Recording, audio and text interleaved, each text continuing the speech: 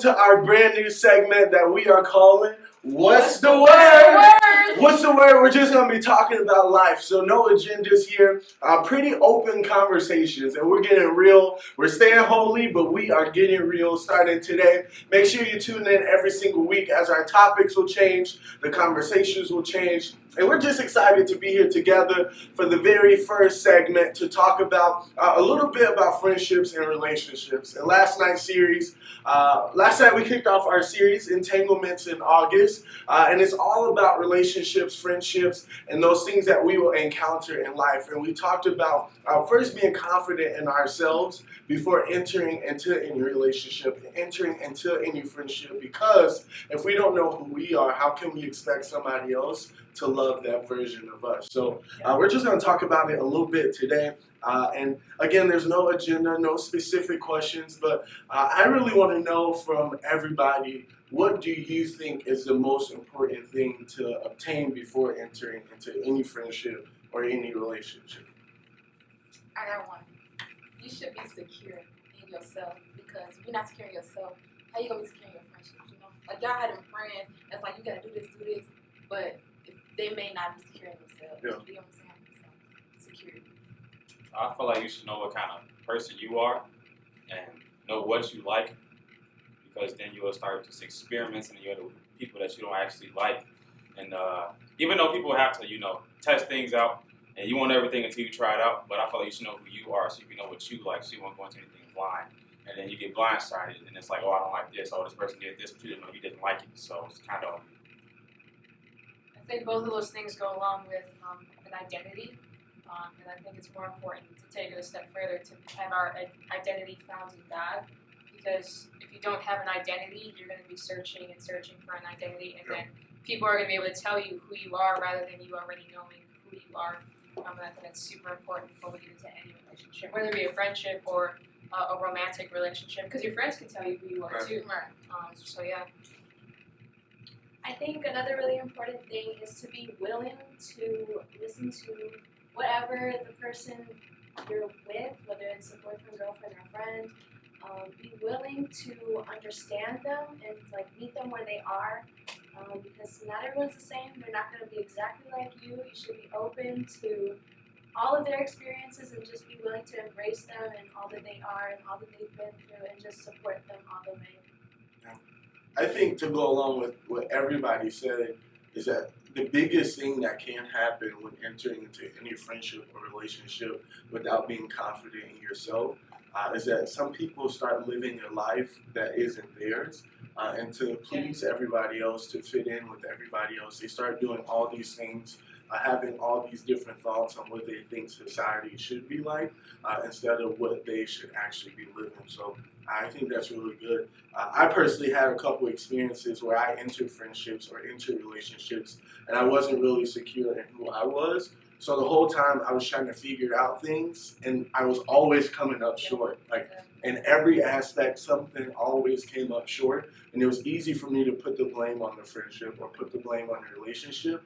But I started figuring out that it's because I didn't figure out what I needed for me. I didn't figure out what I wanted for me, and it was always an ongoing obstacle that I was overcoming. And the simplest answer for me was just, hey, be secure in who you are. And once you find that, everything else will fall into line. So I don't know if anybody else has any other experiences where they got in a friendship or got in a relationship before they knew their own identity and how it affected them. I don't know. I think my whole high school experience was a lot like that.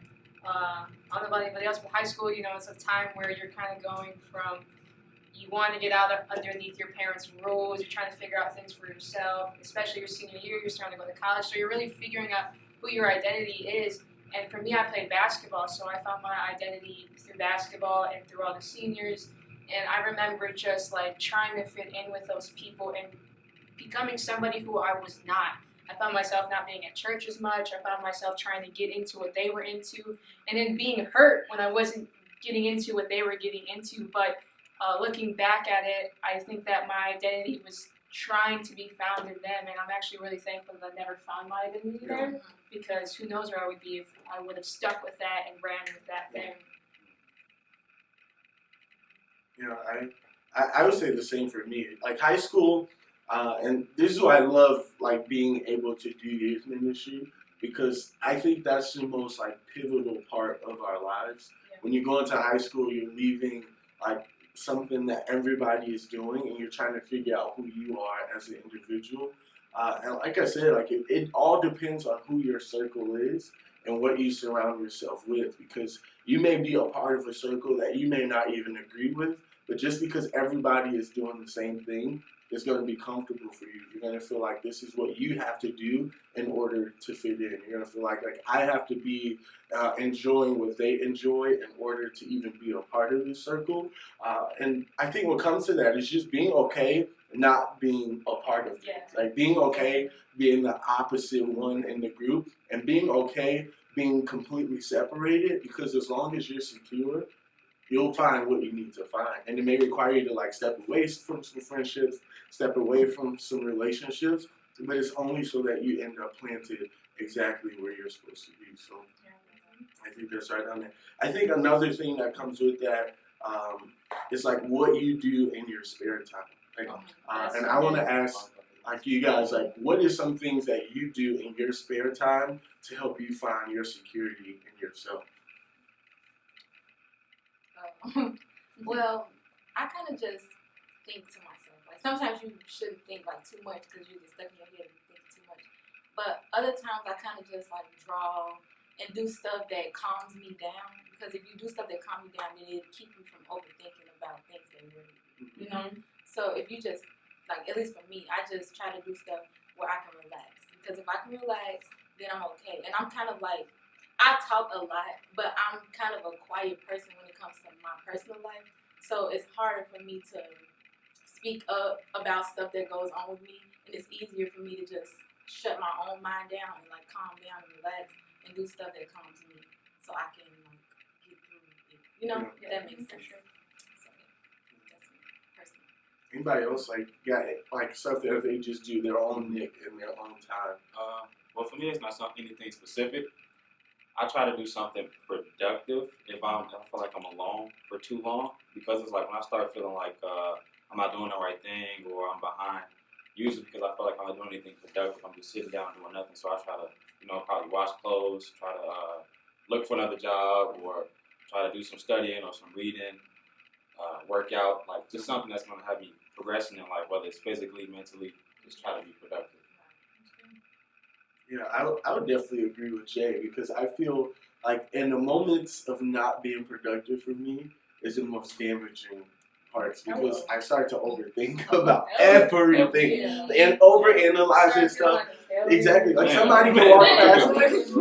Somebody can walk past me and say, I'll be like, "What's up?" And they're like, "What's up?" And I'm like, "Dang, like, what did I do?" They gave me the driest hey, and I just start overanalyzing things. So if I'm not busy, I'm overthinking. I'm trying to figure out what to fix. I'm trying to figure out why certain things are the way that they are. But I think just being productive kind of helps you stay confident in who you are and be okay with being different and be okay with having your own thoughts. And even if it doesn't align with everybody else's, to just still live your life and live it to the fullest. So. Look, I agree with both of y'all because I used to do that. And then sometimes when you start like doing stuff, it feels like I'm not dealing with what is really hurting me. You know, like I feel like if I'm trying to be productive, I'm running away from something. You know? So then that's when I started like, okay, we have to figure this out so we can calm down. You know? And I think that's a good point. Is sometimes some things shouldn't be ignored, and some things should be fixed, and some things should be taken care of in a private space. And when I say that private space, like the private times of our life, is our opportunity just to have conversations with God. Like prayer for me isn't getting on my knees and holy thou God, please help me. I'm like, hey God, like I need your help. I need some clarity in my life. So I think that's a big thing. When you're not productive, don't sweep things under the rug that should be taken care of, because those things will, when you go to clean that rug later, all that stuff will come crawling out, and you're gonna go from one attack to 10. It's gonna hit you. Let's talk about the skeletons. The skeletons in the closet. The skeletons that are in the closet. It's easy to just throw them in there. And I'm definitely that person. I take something, I'm like, let's just forget about it. Let's lock it, go, and close it. And then I go in the closet to get something that I do need, and then everything comes falling out at the same time. So I'm trying to pick everything up and toss all the problems back in the closet, and stuff just builds up and builds up and builds up. So let's talk about this stuff that shouldn't build up, and let's talk just for a couple minutes on the things in our life that we should discard rather than just hide. Discard That's a lovely question. rather Yeah. than just hide. I feel like before you do that, you have to know the difference between not letting something stress you out and just sweeping something under the rug. Because sometimes I find myself saying, I'm like, I'm stressed about it. I say I forgot about it, but in the back of my mind, I know that, it's a problem. Yeah. But I'm not reacting to it. So, I kind of get not stressing about it and sweeping it under the rug mixed up. Yeah. Yeah, And so that kind of goes into that. Yeah. that's good. That's good. I was thinking about that. Like, yeah. What do you say? What do you say? I think that's like the biggest challenge for everybody, because sometimes you don't know what to focus on in a moment and what's not worth focusing on. And if we aren't careful, we'll make everything a huge deal, Yeah. and it's not even that big. Like somebody simply leaving your life can be the end of the world for somebody, and for somebody else it can just be a stepping stone for them to get better. So I think when you get to that place when you just don't know what's worth your time and what's worth setting aside, that's when you do need to spend some private time and be like, hey God, like I need some clarity on this. Yeah. I need you, since I don't know and you know all things, I need you to tell me if this is something I should be dwelling on, or if this is something that I truly should just be letting go and moving on with my life. And sometimes stuff hurts to let go. Yeah. It does. Sometimes it's hard to throw those things out, especially when those things are close to us. So my next question for everybody here is, what do you do? Let's just talk about friends or a relationship that you've had for a long time, and now you enter the season in your life where it's just not good for you anymore. Do you keep it because you have history, or do you let it go so you can live your future? Okay. I'm sorry. You go. I've been there before. Like I've had friends, and we kind of just grow apart, And it's hard to let it go because like this person have been with you for a long time.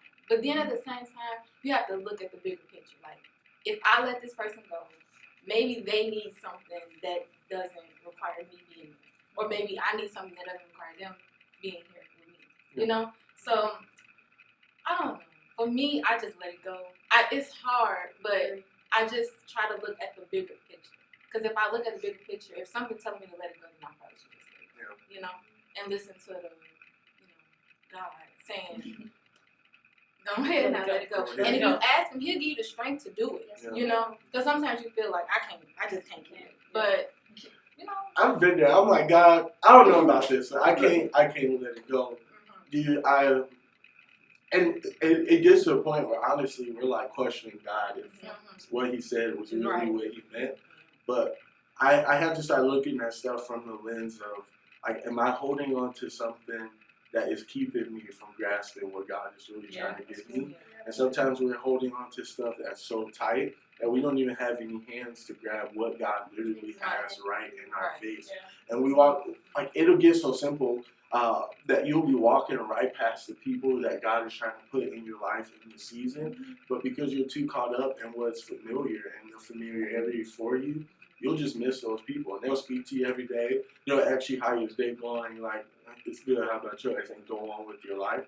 So what do you do from anybody's advice? What do you do when you love somebody so much, but it's not what's good for I you? got the perfect answer. Just kidding. It might not be perfect. It might not be for everybody, but it worked for me. Yeah. Certainly. I was with somebody for a very long time, on and off. No one judged me. Okay. You had a boy? You're like, let me dig these skeletons out. Open the closet. I don't want to know. Yeah, so it hurt so much to be with that person. I was like, you know what, this is not good for me at all. Like, despite all the history, it's not good for me. And the hardest thing I had to do was ask God take away these feelings if I am not supposed to feel them. And you know what? He did. He Go. did. No. I trust his faithfulness Go. because of that. Look, no, So what did you do? Just cut them off? Ooh. Yeah, that's it right there. No, That's that's the what person- did you do? The kind of person I am, I will not completely block a person off because if one day they need something from me, I'm not gonna be like, depending on what they're going through, you know. But I don't talk to that person often unless they really just need to vent because I understand where they're at in life. And Yeah, I think I agree with that. I'm that type of person too, where like I don't believe in cutting people off. I believe in distancing people Yeah. because still like you have to love people and show Jesus' love through you. So sometimes when you cut people off, they can mistake it or you can cause them to stumble into something. Yeah. So I'm a firm believer that my peace is important. So I won't hang out with you. I won't do all that stuff. But I'm still cool with you. I'm still nice. So I'm that's still just. here if you need Yeah, I'm me. still here. I'm still here, but I'm Don't not. need me all the time, but I'm here. Yeah, I'm not like my boundaries, but Every yeah. now and then. You gotta be over distance. You got 2 times a year. Over distance. One time every 6 months. Yep. So let me ask this question: like, what if? I think sometimes people know that stuff is bad for them, or certain friendships or certain relationships are bad for them. But sometimes people just go and look at the good of the person and try to just sweep all the bad away. Like somebody could do so much bad against me and then do this little amount of good. I'm like, well, they did that against me, but this is actually the good sides of them. So how do you really tell if something is bad for you or if it's actually good with just a couple bad characteristics? I feel like that comes back to looking at yourself. Like if you're with this person and they make you happy sometimes, the relationship could be good, but if you take them out, how are you actually doing in life? Like what are you doing for yourself? And if you feel like you're behind and if you're not getting anything done and you put in all of your time and effort towards that and get nothing in return, then it's not good for you. That's when you should know it's not good and you should, either work it out with them or just say it's not working and just cut it off. I think that's the whole return thing. I think we should look at that through the lens of like a bank account. And when people are making deposits in your life, and when those bad things happen, they turn into withdrawals. Is there enough in the bank to balance out the withdrawals? Or are they taking so much out of the account that you're in the negative? That's always how we should look at things. Like, although they provide good, although those deposits are good, is the withdrawals more than what's in the bank. And quite honestly, we should never be in the negatives in our life. Yeah. And that goes back to how secure we are in ourselves, like you said, because a secure person will only allow so much before they do what's best for them. And it's easy to live a life to please people. And our human nature sometimes is just to be people pleasers. We like to be liked, we like to be enjoyed. But the only way you truly can please somebody is if you're happy. Like that's the reality of it all. If you have zero happiness for yourself and you're looking to have that characteristic in somebody else, no, Ain't gonna work. It ain't gonna work. And it may last for a season. It may last for a little bit. You may be in a relationship for 2 years thinking that you're about to step into marriage, and you finally get to the point where you see like you've pretty much wasted 2 years of your life because you weren't secure in yourself. And the moment you find that security, you'll know what's good for you, and you'll know what's best for you, and you'll start only allowing the good deposits to balance out with the withdrawals. And the moment you get that little balance email from the bank, it's time to let you go. Time to let you go. I was thinking of 2 scriptures. You said one yesterday, Ecclesiastes something. And it's talking about when 2 people come together. It says something after that, but it's talking about how you're supposed to support or encourage or help somebody grow. That's what it should be. And so I think that's a good way to judge your whole situation. One, iron sharpens iron is another scripture. So if that person's not helping you grow, and people make mistakes, people, are human, so obviously they're not going to be perfect and do everything the right way, but like you just said, if they're not helping you grow most of the time, then, snip. And there's a lot of people that think like they are so independent that they don't need anybody in life, and that's not biblical. That is not biblical. We talked about this a little yesterday in the service, that when God put Adam, the first man on this earth, God's like, it's better for him to have a companion. So then he sent Eve. And in that scripture, Ecclesiastes, it talks about that two are better than one, so that they can help each other out. So I heard it loud and clear. And it doesn't mean that you always have to have somebody to succeed. It just means that you have to first be secure in yourself, because the only way, again, you can help somebody else is if you have your own security. And you have to push them to find theirs. And some people may be at a secure state of mind, but they're paired up with people who aren't secure, and you're trying to fill so many voids of somebody else that you can't possibly feel for them for yourself. You have to push them like, hey, I know I'm supposed to be in your life for this season, but I need you to really understand who you are so that my words align with that. Not that I'm trying to bring you to the level of security, but that you get yourself to that point so that you can move forward and be great. So I have another question for y'all. These are just coming ahead, no agenda here today. So let's say an individual gets a little bit of security in their life and they feel that they're ready for good friendships or ready to even start dating, and they meet somebody who contradicts what their security is. What's the next step for them? Should they stay and try to convince that person to see the value of them, or do they need to go separate ways and seek somebody who does recognize it? I think first and foremost, if you have to convince somebody of your worth, then let it go. Because God's not going to place nobody in your life that does not really see your worth. Because the right person for you will know how to encourage you, will know how to deal with everything that you have, because they're the right person for you. I think first, everybody puts on their best poker face when entering into a relationship. Like you say all the right words, you're doing all the right things because you want people to know the good of you. And it's not until you get a couple months, a couple weeks, a couple days sometimes before you really see the true characteristic of somebody. But I feel like Pastor Medea said it best. Okay? She said that some people, their life is like a tree, and some people in your life are only meant to last a season, like leaves. When the fall comes, they blow away.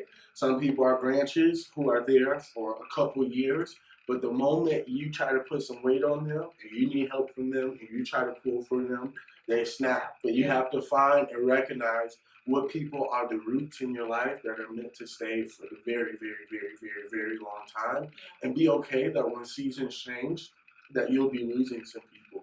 And when you go through seasons of your life and you got to put your weight on somebody else, that some people will break and fall off. But it's those people who are rooted in your life that's meant to be here for a lifetime. So I want to ask everybody, what to you is a key indicator that somebody is just right? Like, do you think that person will be 100% perfect with no flaws, no problems? How do you identify who is the right person and who's not really the right person? All right. Take it to the board. So, Emily, let me ask you this. What, without giving like a whole bunch of details, you talked about your previous relationship. What did you start seeing and recognizing that made you aware that, hey, this isn't meant to last for a lifetime? Well, they brought out some of the worst of me. I will be honest about that. I was constantly irritated. Our conversations got nowhere. We were constantly like bickering about stuff, but then they started being manipulative because they'll start to show those good characteristics, and then you're like, oh, maybe this is a good person. Maybe this is a good fit because they know so much about me and yada yada yada. But it's really just, it boils down to how they treat you and how they respect your opinions, even if they're not theirs. I guess that's just one thing. And you said something that was truly key. Like, if somebody enters your life that makes you start changing who you were, God ain't for it. And God don't like it, because He's never going to send you somebody who makes your values, the things that you normally would do, start to backtrack. And I think we've all been down that road. the friendships is the hardest because when you're surrounded by a group of people, you feel that peer pressure of this is what we should be doing. But it takes somebody who is really, really strong and able to identify, like, hey, this is starting to get me to do some crazy things. Yeah. I remember me and my friends used to walk to Walmart, and one time we went, and they're like, we're about to steal. And I'm like, oh. Hold on a minute. Hold on a minute. Like, I ain't scared of nothing, bro. Like, hold on a minute. And we're like a little younger, and they're opening up like the big packs of Airheads. I'm talking about the ones that you get like 16 Airheads in the pack. They're opening it up, putting it in their pants, and everybody's like, I remember one of my friends, he came out, he's like, hey, can you put this in your jacket for me? I'm like, nah, bro. I'm outside. I'm not gonna lie, I thought about it for the simple reason of I didn't want to ruin a friendship in a season.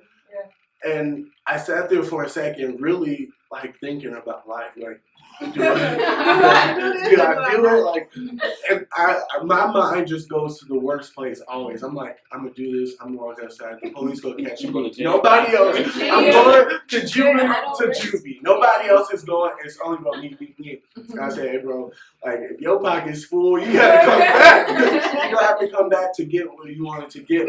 And they talked about me for the longest time. Okay? We left Walmart, and I was the scary one out of the group, okay? They called me the P word, okay? The P word. I was the P word out of the group, and I'm like, hey, I don't steal. Right. I just, like, in church, out of church, I don't believe in taking stuff from other people. And I was scared to lose that friendships. I was scared of not being liked in those friendships because I started thinking about every possibility. Like, now, if I have to separate from them, who am I going to hang out with this summer? Like, do I just do it so that I can have a nice summer?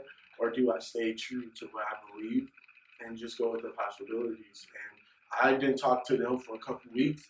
By the end of the summer, they got caught. They all got, like what I said, and we weren't old enough to go to jail, but parents are involved, police are involved. And that was just a reminder to me, like, hey, if you would have succumbed to that in the first place, it would have turned into a routine, and you just start doing it and doing it and doing it just to produce happiness for somebody else when you knew it wasn't for you. And then they started coming back around like, hey, you were right, like we shouldn't have did it, and I was able to influence somebody else. So my next question is, how do you guys think security within ourselves can influence other people? So I feel like your security can rub off on others. Like if you're around people, then they will become more secure. But sometimes they're not secure, and it makes you feel like, oh, they're doing like they're acting out more or doing more like wrong. But really, they're really watching you. So later on down the line, they probably will be more secure because they'll think about how you would handle something. You get what I'm saying? Yeah. Because you have friends and you see how they act and their demeanor, and then you can judge people off of the way they act. That's just the truth. So I've got friends that I know how they're going to handle certain situations because I know them. Mm-hmm. But if you have an insecure friend, then they can see your security, maybe get in a situation like, well, what would Faith do? Or what would Rachel do? What would M do? You know? Like, so I know I think about that sometimes. If I'm just in the space, I'm like, what would Jesus do? Okay? And I just think that your security, I think your security can rub off on others. And if you're not careful, then what you're doing, so it's like kids watch their parents, it's the same thing. So, and when you carry yourself with humility in that security, people will think that you're doing things out of the pureness of your heart, and also like not always thinking about yourself and like, I don't know, what suits you best, but also thinking about others, you know? Yeah. I think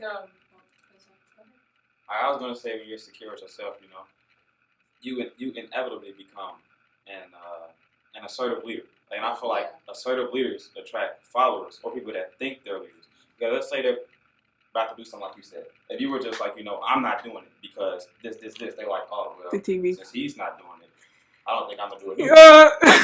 Start over. what is really going on? Because the TV's been gonna. Jay, start your thing over. I don't even know what I said. I don't even know what I said. Stop the TV. Stop the TV. Is this still recording? Yeah, keep going. Did it get what I was saying? Yeah. But TV was also. Oh, okay, well, I feel like when you're an assertive leader, it attracts followers or want to be leaders because, you know, like Ray Sean's situation. If he was just like, you know, I'm not doing this because this, people gonna be like, you know, well, should I do it too? Even if they still do it, he still influenced them in some kind of way. Yeah. So, you know, I feel like if you're securing yourself, you become an assertive leader. It attracts followers to do the right thing or the wrong thing. Yeah, I think that people too are just like looking for that push to like do something. So if you hold yourself and you know you're showing people what to do, you never know who's looking like for like, oh, okay, then now that's what I should do type thing. So And I think there may be people that they want to be secure in themselves, but because of how our world is today, and we're all like in the same age wave, in the same generation, that there's just so many things of expectations of what we should be, and you don't really see anymore a lot of individualized people who just do their own thing, stay in their own lane. Like everybody's trying to follow behind somebody else. So your security may just be the very same thing that influences somebody else to start living in theirs. And some people just fake it. Like they may be secure in themselves, but they're just trying to fake it to the point where they fit in with everybody else, or that they make a relationship a little bit better by living in a relationship of what society says it should be, instead of what they actually want it to be. So I definitely think our security will influence other people to be secure. And you said something about becoming great leaders and an assertive leader. And I think that everybody wants this role of leadership, but the key is like you have to follow in order to be a good leader. Like you have to follow other people in order to be the best leader for yourself. And you can be leading and still following. And obviously our biggest example to follow is Jesus and the life that he lived. But when we follow other people who are secure in themselves, just looking at their characteristics, how they carry themselves, it'll help us start leading in our own shoes. So I think that's real good. You can't fake it. You're either secure within yourself or you're not. You cannot play the role as a leader because real leaders are going to see right through that and you're going to start questioning yourself. So that's why it's important that you actually sit down with yourself, get to know yourself, and be secure with yourself because you cannot fake it. People are going to see through it. Well, I don't know about y'all, but I'm loving the talk because this all just comes back to ourselves. And we titled yesterday's message "Happily Ever Before."